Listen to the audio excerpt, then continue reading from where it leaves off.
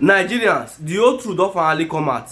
Make we not allow President Tinubu to see this video for the sake of peace, because wetin Sowore just expose for inside this video and wetin he dey tell President Tinubu for im own face for inside this video, I no go lie, make President Tinubu hear am. Make we not allow any AP supporter to see this video, abeg.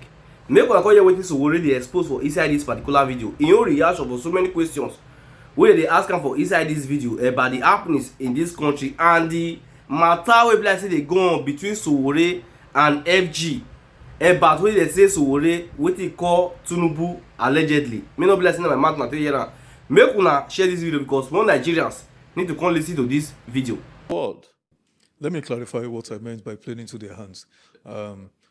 If I'm not mistaken, and correct me if I am, the substance of this case is that you called the president a criminal. Yes. That's it, right? That's correct. Now, I reckon in the court now, you're being asked to produce evidence to back up your claim. No, that's the problem. Okay. The court doesn't want the evidence. No, how? Because the court cannot ask you the lawyer who was presenting the evidence, Marshal Abubakar, young, vibrant lawyer, was the one the judge said, no, I don't want to hear from you again. I'm tired. Don't make any more presentation. And the guy said, no, I'm presenting evidence.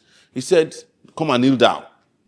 Is that applicable in our judicial system that a judge would ask a lawyer to kneel down? That's what I'm telling you, that if they were interested in proving the case, the judge would not have lost his cool when we were presenting the evidence. We presented evidence in court already up to the points where he has a lawyer to kneel down. And we said, sir, we no longer trust you. This is implicit and explicit bias. We applied. I moved the motion that he should recuse himself. I said no. We wrote to the chief judge. They said no, he should continue with the case. There's no judge in the world who continues with a case legally if they've been accused of bias. Even during the military era, I mentioned Abiola a while ago. When Supreme Court justices were accused of collecting Mercedes Benz, they said they cannot handle Abiola's case because they cannot prove that they are not biased in that Concord case. So, in this case, this just says no. What I'm trying to tell you is that we were willing and ready, prepared to prove our case. The judge said, no, you can't. You have new lawyers now. We have new lawyers. And they're still going to present. And that's what the judge doesn't want. The judge is asking us to foreclose our case. The prosecutor is asking us to foreclose our case after 2 appearances of the new lawyers. That the judge should not listen to us simply because we asked for an adjournment. To prepare better, we have subpoenas that we have sent to the judge to sign and approve. He had not approved it as of yesterday, but he said he can't wait. And we still have more witnesses we want to call. We want to call the president to come to court. They don't want us to get that. That's how you prove a case. See, if the justice system were to be working in Nigeria, there's no judge. The person that is most patient in the courtroom is the judge. Very patient. But the most impatient person in our cases, in these cases, when you want to see injustice, is the judge. Shut you up. It's like a tribunal. Go to hell. They will tell you, if you are not satisfied, go to the court of appeal. Go to the appeal. We didn't come to you because we want to appeal a case. I was brought before you so that you can give a fair, balanced, and unbiased trial. If that fails, and I tell you I have no confidence in you, you're supposed to just say, I'm sorry, I have no interest in the case. Go to another judge. Are you sure you can get justice? I have never been under any illusion that I'll walk into a Nigerian court and get justice. Except on occasions where the circumstances and the situational variables don't permit them to do injustice. It's always been that the preponderance of injustice is higher because we exist in a republic, or what I call the Federal Republic of Injustice. And your Minister of Justice should be called the Minister of Injustice. That's the Attorney General? Yes, of the Federation. Alhaji Lateef Fagbemi, whomever he is. You know, this is not my first trial. I was tried by Malami as well for treason. You know, you said you are not under any illusion that you will get justice in Nigerian courts. That seems to me like a paradox because, or a sort of contradiction, not even a paradox, because so far, to the best of my knowledge, I don't think any Nigerian court has convicted you. Of all the, I can say hundreds of cases you've encountered. Because I have never committed a crime. Exactly. Before. So that should So mean no, that. no, tell me. See, the person that's supposed to be convicted is a person who has committed a crime and found to have committed a crime. So going around circles trying to hang somebody who hasn't committed a crime is not justice. In fact, the injustice starts from charging someone for an offense he hasn't committed. So, and a judge, and I'm very clear about this, I don't have to take permission from anyone. A judge who accepts to commence the trial of a person who has not committed an offense has started the injustice from that day. And as part of my bail condition, she restricted me to Abuja and took my passport. I spent 3 years unable to leave Abuja. First citizen in my own era who was restricted to a city, Federal Capital Territory, Abuja. He said, I can't travel 25 kilometers, beyond 25 kilometers radius of Abuja, which technically means that I can't even play to the airport, right? How did it end? Took my passport. I ended up spending 5 years in Nigeria, held up in Nigeria. So you expect me to think of that country or the judicial system as fair when eventually, at the end, she couldn't even continue the case. And they came one day and withdrew the charges. No restitution. They didn't say, look, Sowore, we're sorry for wasting 5 years of your time in Nigeria. It was only Awolowo that has ever been restricted before to Lekki, not the popular Lekki. There's a Lekki after Dangote refinery. That's where he was restricted. And Pai Modu, who was restricted to Auchi by colonial masters. And what was he accused of? What technically is cybercrime today, which is referred to as sedition in those days. If you say things that the colonial masters don't like. So why would you even be discussing conviction for a guy? I didn't commit murder. I wasn't involved in corruption. I did not loot anybody. I didn't engage in any criminal offense. All of my offenses are associated with exercise of my fundamental human rights. Yes.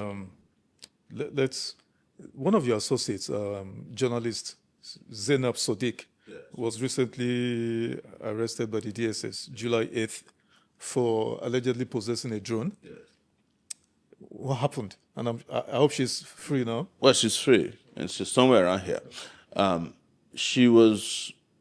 I was asked to produce my passport for the court, and as I was planning to travel to Lagos to get the passport, or let's put it this way, we're getting the passport, but the American embassy was closing for holidays, July 4th. And by the time the judge gave us the order to process, the American embassy on Thursday had already closed. July 4th was Friday. Independence Day. So reached out to them and said, and my next trial was Monday. So if I don't show up in court because I'm trying to get my passport, which is to fulfill the bail condition, the judge will claim again that I have jumped bail and send me back to prison, which was their plan. So I wrote to the embassy, please, I need someone to pick my passport for me. And they agreed. And she was returning to Abuja. The passport was the U.S. Embassy for business purposes? Yes. Okay. So it was the passport they were targeting with the hope of seizing the passport from her, not the drone. The drone I asked her to bring is a drone that I've been using to cover elections for years. They claimed that she was in possession of a drone that had no what they call end-user certificate. It was an administrative process put in place by the National Security Advisor. It had no legal basis. Drone is not classified as a weapon in Nigeria. And we're talking about a commercial drone. If you go to parties across Nigeria, They're flying them in churches. In fact, they use them to fan people if you are sweating at parties in Lagos. So everyone knows these drones. Of course, they made this law, but the law is made for people who are importing the drone. It's not made for people who already have the drone. But even if it is, she was approached to say, who owns the drone? He put me on the phone. I said, I'm the owner of the drone. So now there's no question about who committed the offense. And they said, we can't let you travel with the drone because it doesn't have this end user. She left it with them. Came to Abuja. We went and fulfilled the bail. But before we got to bail fulfilled, they were already hovering around the courts that I had not fulfilled my bail. They want to arrest me. So they didn't know that I had submitted the passport to the... So they now lured her to come and collect the drone. Said, it's Sowore's drone. We don't want problem with him. Please come and don't let anybody come and collect it. She went to go and collect the drone faithfully, thinking that these guys are honest people. They abducted her. For 3 hours, we didn't know her whereabouts. When eventually, luckily enough, we had told her that on your way, tell us who the person is who asked you to come and collect the drone. Turns out to be a DSS officer. They abducted her. 3 hours later, we called the number and they admitted that she was with them and that she was going to be released. It's just administrative. And about an hour later, we sent a call for a lawyer to come and get her. But when the lawyer got there, they showed him my tweets. I was like, we're going to release her, but see, Sowore just called us lawless. So we're going to hold this young lady to ransom on his behalf. I'm just explaining to you how petty and reckless. This is the same DSS that is prosecuting me. It's the same DSS that came to court to rough-handle me, claiming that they must force me to go to prison. When I was waiting for the judge to issue his detention bench warrant, you saw the videos. So it has nothing to do with drone. It's a continuous, they're just looking for, what they thought was weak link. Who do we have? Yes, maybe if we arrest this girl, we seize our phones, we might find some things that we can use to blackball or blackmail Sowore with. That's all it's about, And they took her phones and didn't return it till today. All her phones. Her phones? Yes.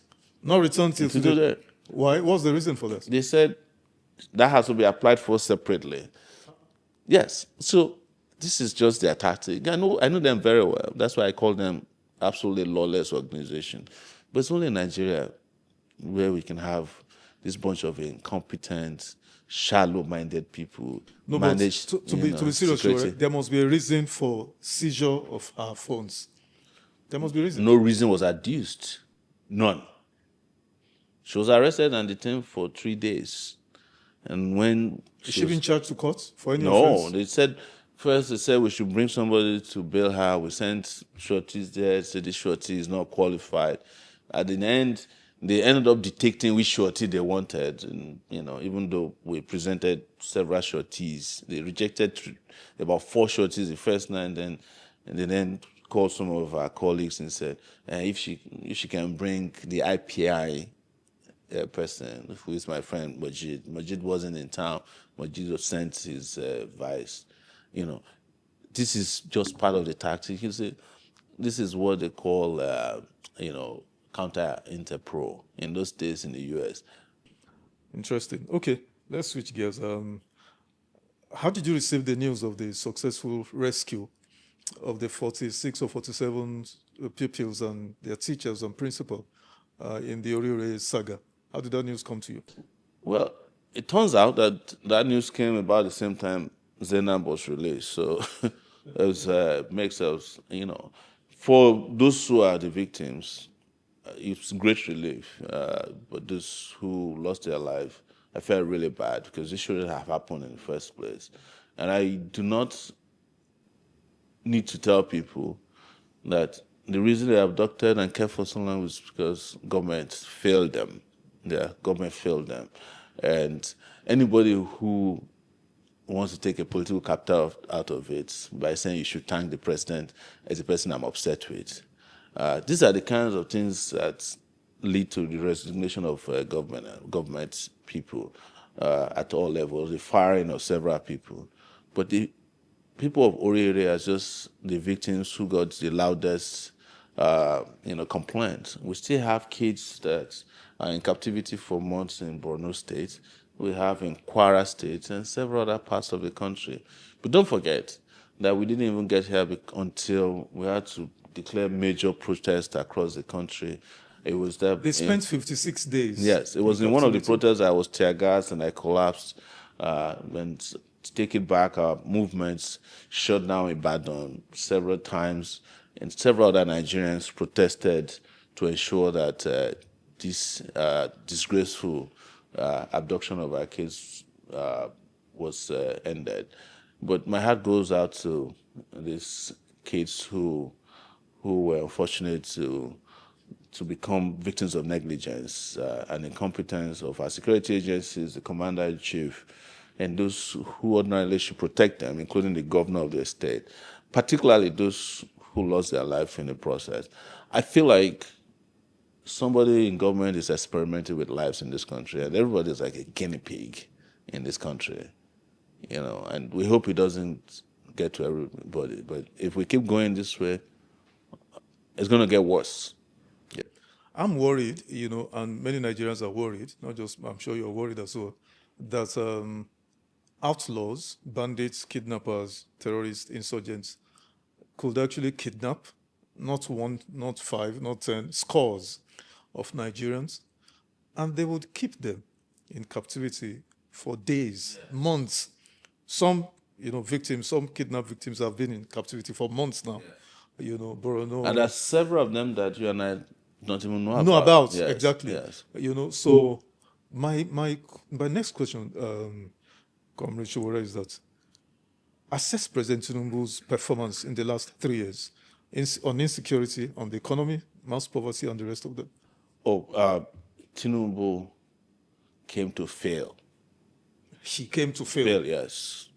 And because... he was overwhelmed by what he met on ground? Well, I don't think he was overwhelmed.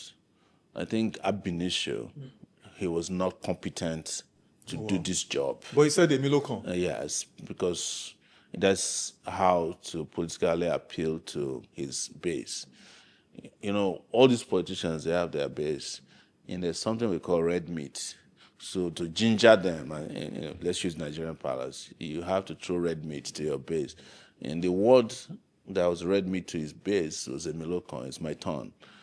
And they could resonate with it because he had been one of the political undertakers for several of his colleagues who came to, particularly Buhari. So that reference was to Buhari and his refusal to openly endorse him for president, as he had expected.